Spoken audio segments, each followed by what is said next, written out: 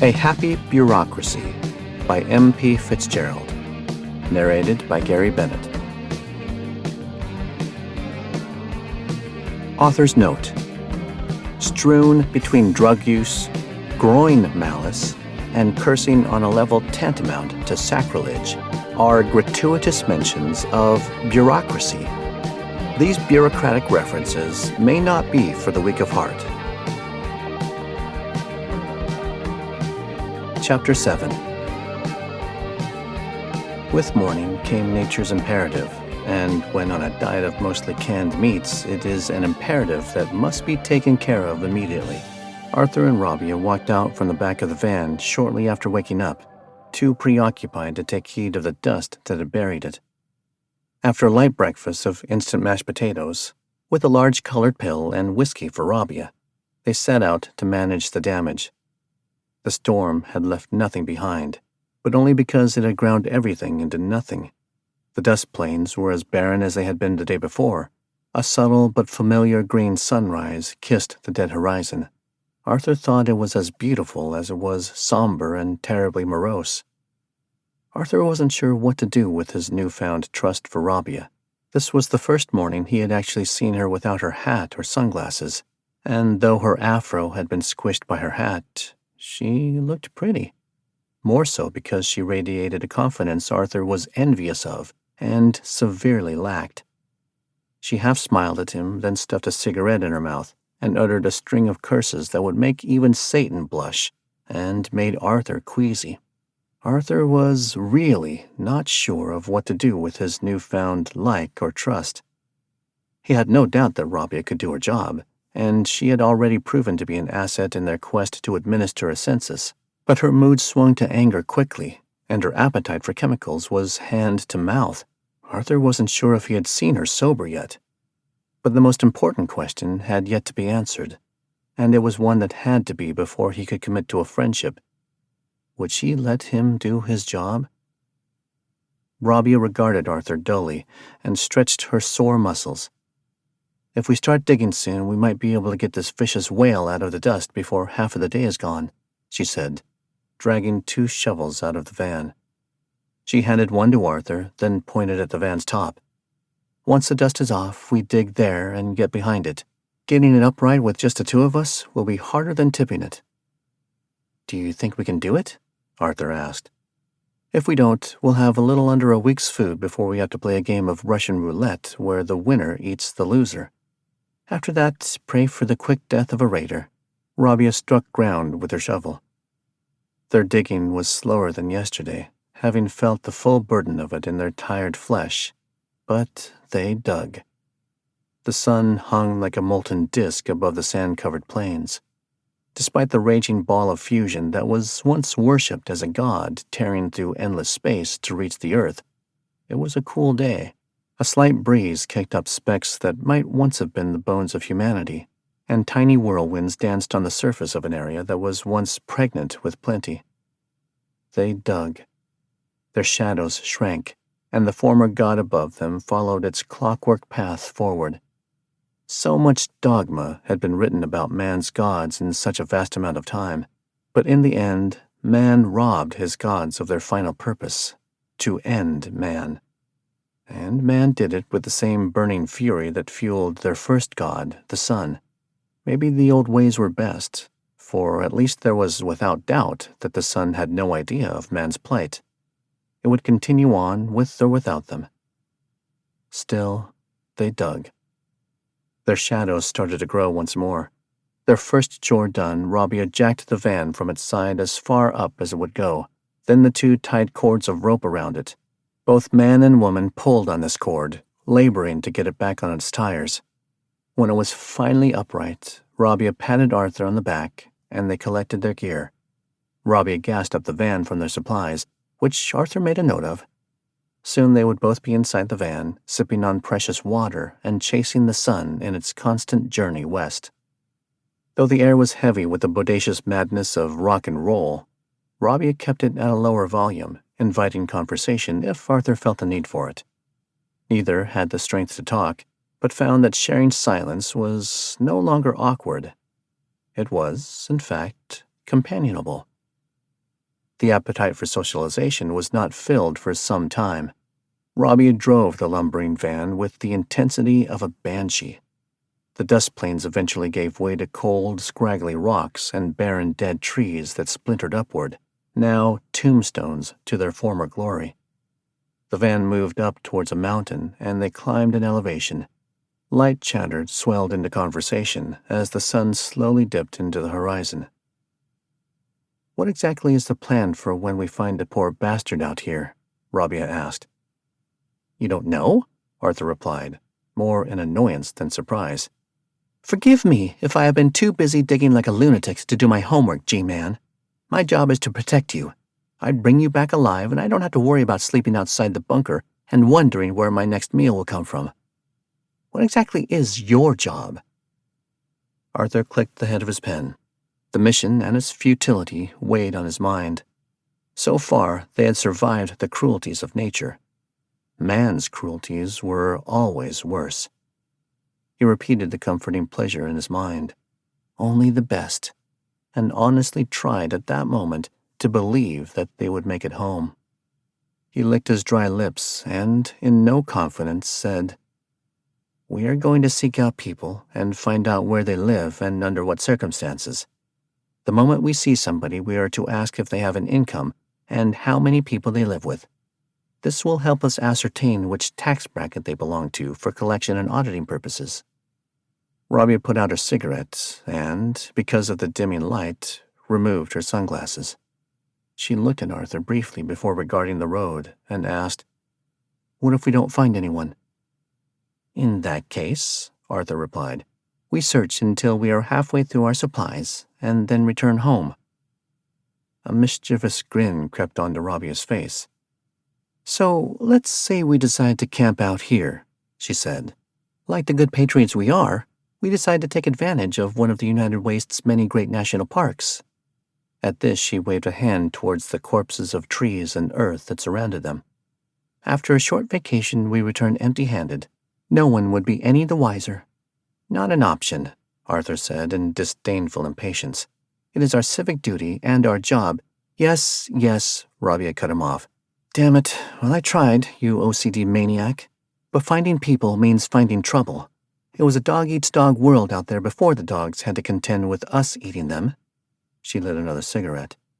"This should be easier than an audit," Arthur said, more to assure himself. "The Deputy Commissioner of Operations said himself that we shouldn't expect more than a handful of people."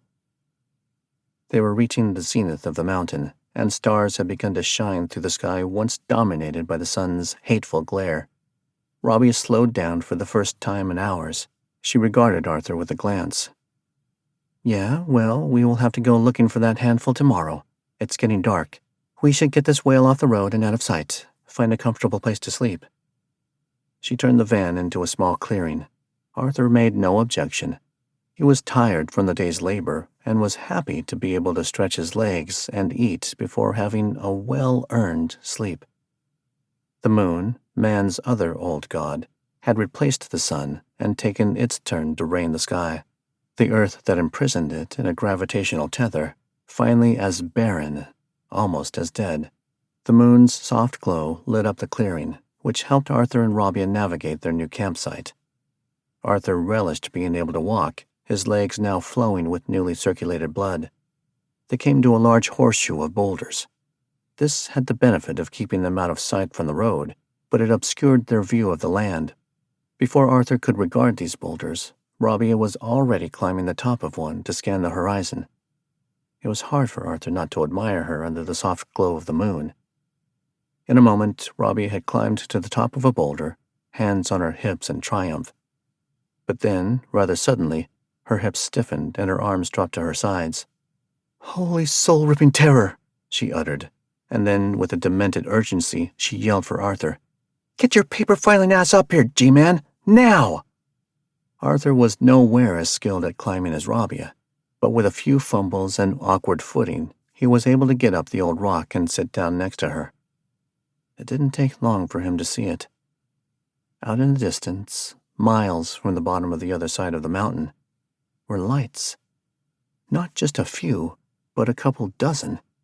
They were far-off glimmers in a gulf of darkness, but they were there.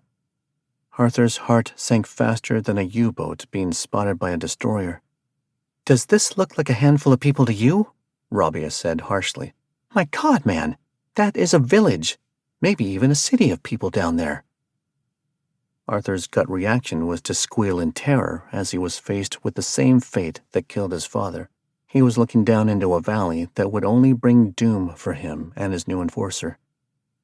But they had to go down there. It was their job, their duty. It was what Henry S. Boyd expected of him. "That is going to be a lot more paperwork than I had hoped," Arthur said morosely. Rabia mimed choking him with great intensity. But as the realization of what was before them hit her, she crossed her arms, and Arthur let out an extensive sigh. "This might be a good thing," Arthur said, trying it aloud to see if he believed it. "If there are that many of them in a stationary settlement like that, then they are probably organized. If they are organized, they might be more amicable to our survey-taking. There's nothing good about them being organized. If they are organized, then they are organized to defend, and nothing is more threatening to a stationary people like outsiders," Rabia said calmly. "You still hell-bent on doing this?" she asked. "The taxes from a settlement that large are too big to ignore," Arthur replied. "The revised National Emergency Operations Guide has standards that can forgive their back taxes, but once the IRS is made aware of them, they are subject to current taxes." "Were you beaten with an abacus as a child? Look at that monster! Those people will eat us alive, and that is not hyperbole. This is not a fucking clerical error to fix. This is life and death." "I know," said Arthur, terror gripping his heart. Rabia jumped down from the boulder. The moment her feet made landfall, she walked to the van and downed a hefty amount of wild turkey. Arthur followed, but, afraid of the height, he worked his way down slowly. Once he was on the ground, Rabia stopped pulling from the bottle and looked at Arthur with somber eyes. "I know that there is no stopping you," she said, "and I can't just go back without you. And despite your best efforts, you have grown on me." She said this with disdain. Arthur began to smile, but she cut the head off it. "Grown on me like a rash. This is the dumbest goddamn thing we could ever die for." She took another swig and immediately lit a cigarette. "If we go down there for your demented office errand, we go down there under my lead." Arthur nodded, and a dreadful silence surrounded them. The quiet was interrupted by a sharp succession of pen clicking. Nothing was playing out the way it should. He should be safe in the bunker, running inventory and perfecting spreadsheets. He knew it wasn't fair to blame the deputy commissioner. There was no way for him to know there would be an entire civilization to count. Yet, after seeing just how insanely meticulous Henry S. Boyd was, it was hard not to think that he wasn't capable of an oversight, no matter how small. Rabia regarded Arthur with a kinder gaze, then took a drag off her cigarette. "We drive halfway down this hateful mountain early tomorrow, at 4 a.m, slowly and without headlights. We find a good place to hide the van, and then we walk there. Any questions?" "Why are we walking there?" Arthur said, nearly indignant, his muscles sore from 2 days of digging. "Because they'll see us driving from miles away, G-Man. We don't exactly want to sneak up on them, but we don't want to loudly announce that we are coming either. Besides our little federal bunker, no one drives except caravans and land pirates, and one of those is enough to get a town locked and loaded. Any more questions?" Arthur shook his head. "Good. We bring only the bare essentials, and we make no mention of transportation. Under no circumstances do you tell them about our van. If they haven't killed us, and against all odds you count those heads without me having to pull the trigger, then we come back." Arthur listened studiously. "I think we only have enough forms for that settlement, so we can go home after that," he said. "You goddamn better believe we go home after that," Rabia screeched. "Mother of a filthy swine, I don't care if you only fill out half of them. We turn our tails and run crying home. Do you understand?" Arthur smiled, realizing that Rabia's yelling was only theatrics, so long as she didn't have a gun in her hand. Then she grabbed her shotgun. "I'm going to check our perimeter. We sleep in the van again tonight. We leave no sign of camp, Rabia said, walking toward the entrance of the horseshoe, paying no mind to Arthur's pen clicking. Beneath the dread, and behind the deathly nervousness, there's something brewing within Arthur that only another bureaucrat could understand. This was not something that he could admit to Rabia, and in fact it was hard enough to admit to himself. This feeling, this terrible and almost evil feeling he'd had? Giddiness. Giddiness because there were blank forms to be filled out that would set in motion a new tax era for the United Wastes. It was like a burning sensation, one that would only numb once there were names and numbers written down in official black ink. Druids of old wrote down sigils that would otherwise devour their psyche. The only difference here is that maybe the sigils were useful. He and Rabia had more in common than he first suspected. It manifested differently, but without a doubt, they were both driven by a madness, and they both craved more of it. About the author. M.P. Fitzgerald is an author and humorist dedicated to injecting the feverish gonzo style into fiction. You can get Memos from the Wasteland, which is the official prequel to this book, free. It contains hilariously bleak office drama, Rabia's diary, and Arthur's last letter from his father. To get your copy, just head over to his website at mpfitzgerald.art. You'll also get free updates on future audiobooks and more.